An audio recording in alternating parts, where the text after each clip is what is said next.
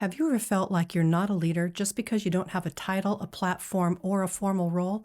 Well, what if I told you leadership has less to do with your position and more to do with your presence? I want to share a story that challenged my own view of leadership and helped me see that influence begins in the simplest of moments. Whether you know it or not, you are leading someone, somewhere, right now. Let's talk about the kind of leadership that flows from who you are and not just what you do. Many years ago, I was arranging an event over the phone with a venue.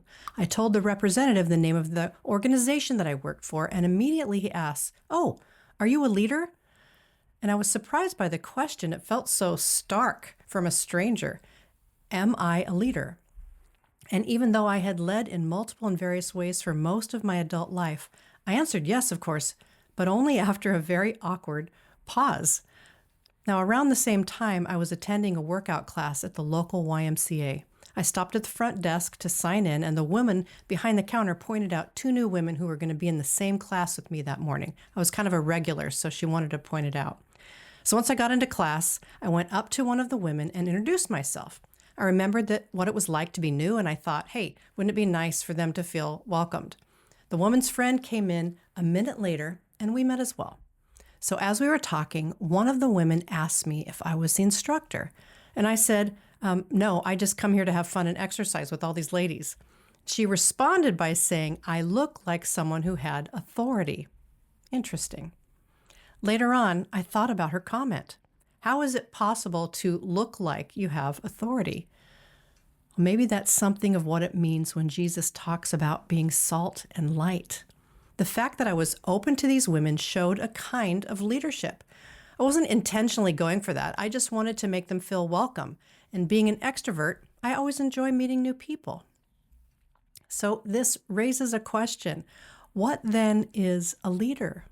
What does it mean to look like someone who has authority? Certainly, I wasn't leading these women to do anything. I merely took initiative to welcome them. And now we're getting somewhere. Initiative, influence.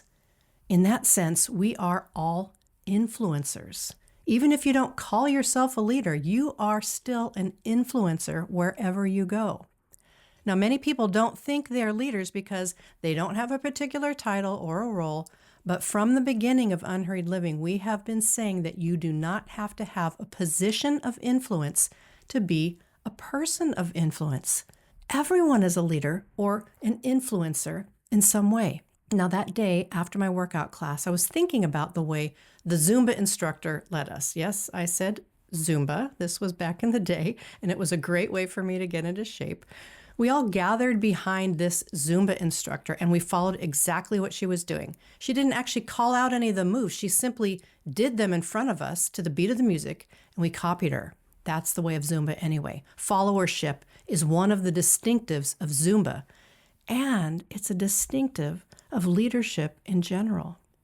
Over the years, I have enjoyed learning from various Zumba instructors, and without question, my favorite ones have been those who were highly skilled, passionate, and connected to the group. They had done the hard work of achieving their fit body and developing their ability to teach. Their excellence made me want to reach for that same level. Now again, their abilities, modeled before my very eyes, inspired me to grow in my abilities. And this is not to say that these skilled women were perfect. Sometimes they forgot a move here or there, but we simply laughed and kept moving.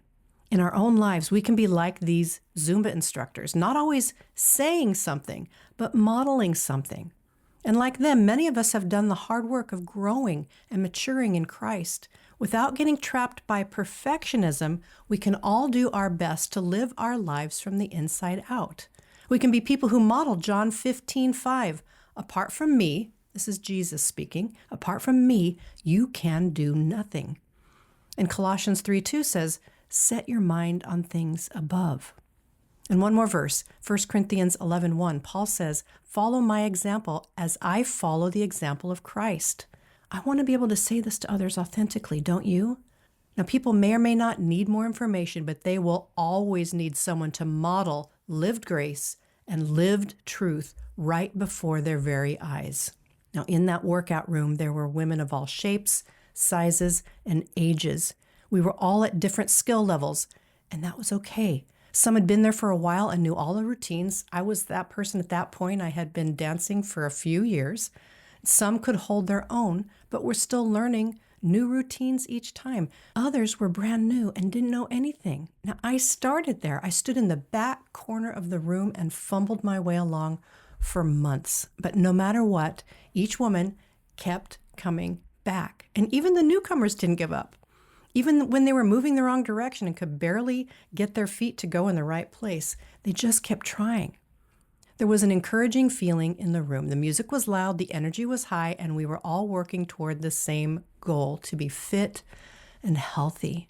And to accomplish that, we simply followed our skilled, focused, and present leader. Whether you realize it or not, someone is likely following your lead.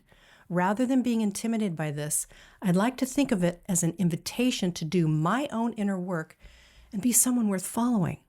How about you? I want to give you 3 action steps right now that can just help you take this a little further for yourself. So, number 1, recognize your influence. Pay attention this week to the ways your presence impacts others through your attitude, your words, or even your silence.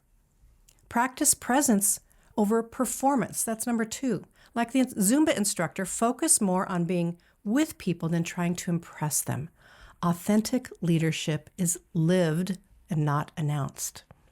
And finally, number 3, lead from your life. Ask God to help you live your ordinary moments with extraordinary grace. People don't need a perfect model. They need a real one. And a gentle newsflash. I am not perfect, and neither are you. What we are doing here is we're simply doing our best with as much heart as we can muster. In addition to those 3 ideas, I'd love to always or often offer you some reflection questions. You can use these to journal or ponder or pray, or even talk over with a friend. So here's number 1. In what ways are you an influencer to those around you already? Think about that. Number 2, in what ways can you see how living grace often helps others more than the words you speak? And how about this one? Number 3, who is someone in your life that you try to imitate? What is it about them that inspires you? I hope you'll take some time with these questions and ponder and just see what's going on inside yourself and how you might take some next steps. So again, you don't have to try to become someone else to be a leader. The way you show up as yourself, your compassion, your initiative, your steady faith is already shaping the world around you. You can just start paying attention and notice who's following your lead today. Lead with love. Lead with grace. Influence. Right? You're already making more of a difference than you know. As always, blessings to you as you make your way. If you enjoyed this video, please give it a like and subscribe for more content like this, and click the notification bell so you'll know when we drop any new content. I love connecting with intentional people just like you.